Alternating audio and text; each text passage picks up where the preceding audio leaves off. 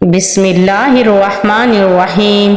अस्सलामु अलैकुम वरहमतुल्लाहि वबरकातुहू। मेरे मुहतरम बहन भाइयों, तीन वक्त ऐसे हैं जिनमें हमें कुरान पाक नहीं पढ़ना चाहिए। वो कौन से 3 वक्त हैं जिनमें हमें कुरान पाक नहीं पढ़ना चाहिए? आज मैं यही आप लोगों को बताने जा रही हूँ, क्योंकि माह रमज़ान अल मुबारक चल रहा है और इस माह मुबारक में कुरान मजीद की तिलावत कसरत के साथ की जाती है। हर दूसरा मुसलमान ख़त्म कुरान करता है, कोई 1 करता है तो कोई 2 करता है और कोई 5 ख़त्म कुरान करता है।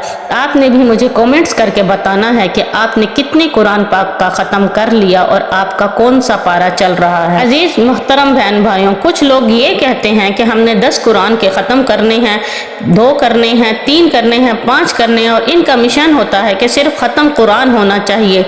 पढ़ कैसे रहे हैं इसकी तरफ इनकी तवज्जो नहीं होती। इतनी स्पीड के साथ लोग पढ़ते हैं, इस तरह पढ़ने का कोई फ़ायदा नहीं। जो हर्फ हैं वो अदा ही नहीं हो रहे सही तरीके से, तो आपको ये पढ़ने का सवाब तो नहीं मिलेगा।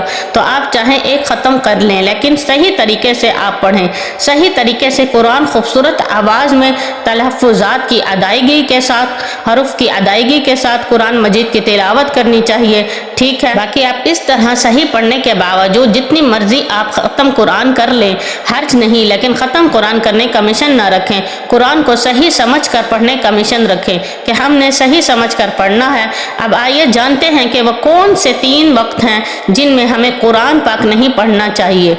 देखें, 3 मकरू औकात हैं जिसमें कुरान पाक की तिलावत ना करना बेहतर है।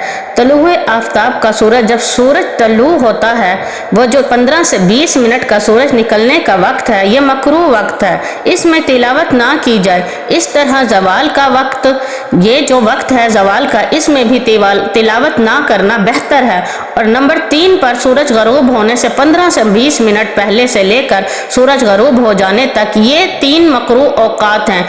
इनमें सजदा करने से मना किया गया है, चाहे वो नमाज का सजदा है या सजदा शुक्र है या फिर सजदा तिलावत है। इनमें सजदा करने से मना किया गया है, क्योंकि ये जो वक्त है, जो लोग काफिर थे, सूरज की पूजा करते थे, सूरज की इबादत करते थे, वो इन 3 औकात में सूरज की इबादत करते थे। इसलिए नबी करीम सल्लल्लाहु अलैहि वसल्लम ने इनसे मुशाहबत कायम ना हो, इसलिए सजदा करने से मना किया। नबी करीम सल्लल्लाहु अलैहि वसल्लम ने तो उल्मा से लिखा है कि सजदा करना मना है, तो कुरान मजीद की तिलावत भी इस वक्त में ना करना बेहतर है। गुनाह तो नहीं है, हराम भी नहीं है, और ना करना बेहतर यानी अफजल है कि इस वक्त में जो औकात मकरू है, इनमें इंसान तिलावत कलाम पाक को मुअख्खर करके ज़िक्र व अस्कार, तस्बीहात, दरूद पाक में मशगूल हो जाए तो ये ज़्यादा बेहतर है। अगर कोई पढ़ता है, ऐसा तो नहीं है कि वो गुनाह का काम कर रहा है, वह गुनाहगार होगा, या इस तरह पढ़ना जायज़ नहीं है,